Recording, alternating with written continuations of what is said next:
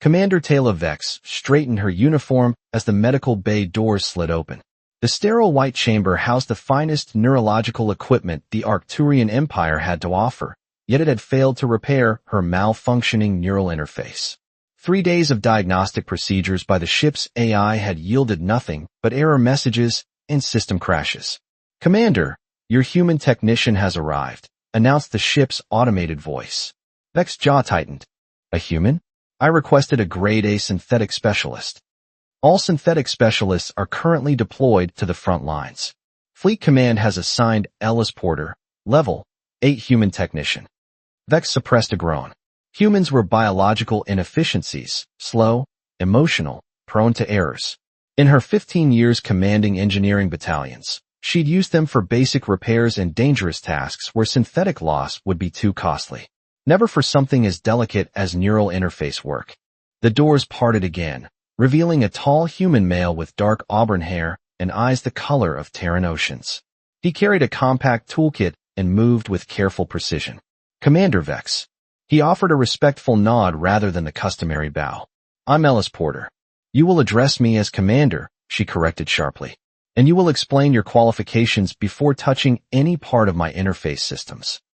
Instead of cowering like most humans under her gaze, Ellis simply set down his toolkit and withdrew a hollow projector. "I specialized in Arcturian biotech integration at the Academy. Worked 5 years on the Neural Pathway project under Director Kalin. 3 years field experience with military-grade neural interfaces." The projection showed credentials far superior to what she'd expected. Still, Vex remained skeptical. "And how many Arcturians have you personally worked on?" 17, he replied without hesitation, "including Admiral Zeth after the Orion conflict." That gave her pause. Admiral Zeth was notoriously selective about his medical staff. If Ellis had gained access to the Admiral's neural pathways, he must be exceptional for a human. "My interface has been malfunctioning for 6 days. I'm experiencing sensory irregularities and memory fragmentation," she admitted reluctantly. Ellis nodded. "May I?" he asked, gesturing to the diagnostic panel at her temple. Vex hesitated. Allowing a human access to her neural systems meant vulnerability. In Arcturian culture, such intimacy was reserved for bonded partners or medical synths programmed with emotion suppression protocols. "You have 1 hour," she finally said, taking a seat in the examination chair. Ellis approached with calm confidence. His fingers were warm against her skin as he gently attached monitoring nodes to her temples, an unexpected contrast to the cold mechanical touch she was accustomed to. "Your neural patterns show disruption in the memory sequencing pathways," he observed, studying the readouts. "When did you first notice the symptoms?" "After the Cygnus mission," she answered stiffly. A flicker of recognition crossed his face. "The evacuation that went wrong." Vex's shoulders tensed. "That information is classified." "I have clearance," Ellis said quietly, continuing his work with steady hands. "Losing half your team would cause significant neural stress." "I didn't lose them," Vex snapped. "They failed to execute orders properly. Human error." Ellis didn't argue, but something in his expression shifted. He worked in silence for several minutes, fingers dancing across the interface controls with unexpected grace. "Your hardware is intact," he finally said. "But there's corruption in your emotional regulation subroutines." "Impossible. I maintain perfect emotional discipline." Ellis looked directly into her eyes. "Commander, with respect, your system is actively suppressing trauma. That's not discipline. That's malfunction." Something in his gentle assessment pierced through Vex's defenses, triggering a cascade of error messages across her visual field. She gripped the chair arms as her interface flickered. "See," Ellis said softly. "Your system responds to emotional triggers, not technical prompts. This won't be a simple repair." "How long?" she demanded, fighting to regain composure. 2 weeks, minimum. Unacceptable. I return to duty in 3 days." Ellis carefully disconnected the monitoring equipment. "Then we have 3 days to make enough progress for you to function safely." His voice held no judgment, only calm determination. "I'll begin first thing tomorrow." As he packed his tools, Vex found herself studying his movements, efficient, precise, almost Arcturian in their economy. Perhaps this human wouldn't be entirely useless after all. Ellis arrived at precisely 0700 hours the next morning, finding Commander Vex already seated in the examination chair. Her posture was rigid, eyes fixed on the far wall. "Did you experience any interface disruptions overnight?" he asked, setting up his equipment. 3 episodes, each lasting approximately 8 minutes. Vex's voice was clinical, detached. The third occurred after attempting to review mission logs from Cygnus. Ellis nodded, connecting diagnostic tools to her neural ports with gentle precision. "Your system is creating a feedback loop. When you access traumatic memories, your interface attempts to suppress them, causing the malfunctions. Arcturians don't experience trauma," Vex stated flatly.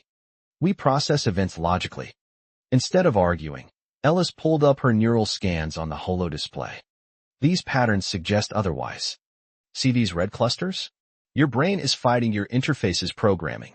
Vex stared at the display, her expression unchanging though a muscle twitched in her jaw. "What do you propose?" "We need to recalibrate your emotional suppression protocols. They're too aggressive, fighting natural processes rather than regulating them." Ellis hesitated. "But first, I'd like to understand what happened on Cygnus." "That won't be necessary for technical repairs." "With respect, Commander, it is necessary." Ellis pulled a chair closer, sitting at eye level with her. "Your hardware is responding to emotional triggers. I need to understand those triggers to isolate the malfunction." Their eyes met, is steady and undemanding. For reasons Vex couldn't explain, she found herself speaking. The evacuation was compromised.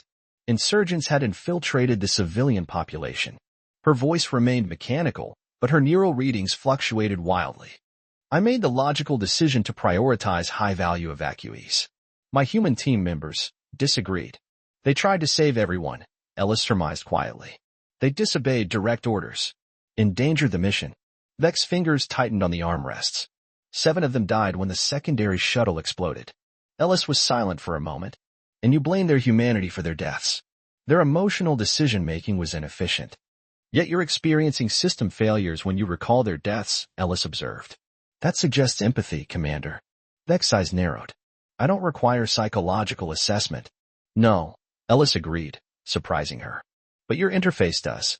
It's fighting your natural neural patterns, Arcturian patterns that evolved for connection, not isolation." As he spoke, his fingers worked steadily, adjusting calibrations with meticulous care. The sensation was oddly soothing, almost intimate. "How did you become interested in Arcturian neurology?" Vex found herself asking. A small smile touched Ellis's lips. "My mother was the human ambassador to Arcturus IV. I grew up fascinated by the blend of biological and technological evolution in your people." "You speak our language?" "Vec Tau Marana so," he replied in perfect Arcturian. "The stars connect us all." Something shifted in Vex's expression, subtle, but present. For the first time, she looked at him not as a tool, but as an individual. "This calibration should reduce the immediate symptoms," Ellis said, finishing his adjustments. "But true repair will require addressing the underlying conflict between your emotional experience and your interface programming. And if I refuse? Then the malfunctions will worsen until catastrophic system failure occurs." His eyes held genuine concern. "Commander, your interface is trying to protect you from pain by denying its existence. That's not sustainable." As Ellis packed his equipment, Vex noticed details she'd overlooked before, the careful way he handled each tool, the slight furrow in his brow when he concentrated, the warmth in his voice when he explained complex procedures. "Same time tomorrow?" he asked. "Yes," she answered, surprising herself with the immediacy of her response. "Tomorrow." After he left, Vex realized the persistent error messages in her visual field had diminished. For the first time in weeks, her thoughts flowed with clarity. She accessed a mission file, no disruption. She reviewed tactical plans, seamless integration. Yet when she attempted to pull up the personnel files of her lost team members, her hand hesitated over the controls. Perhaps some repairs would require more than technical adjustments after all.